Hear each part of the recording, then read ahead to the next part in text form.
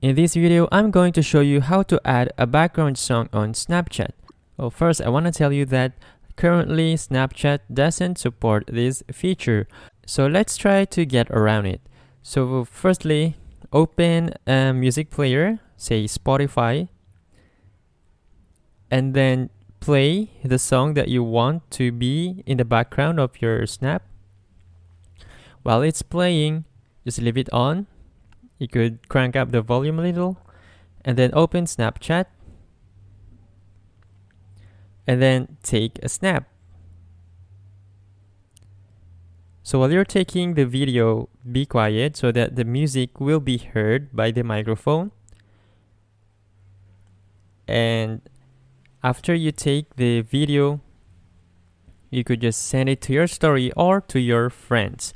And that is how you add a background song on Snapchat.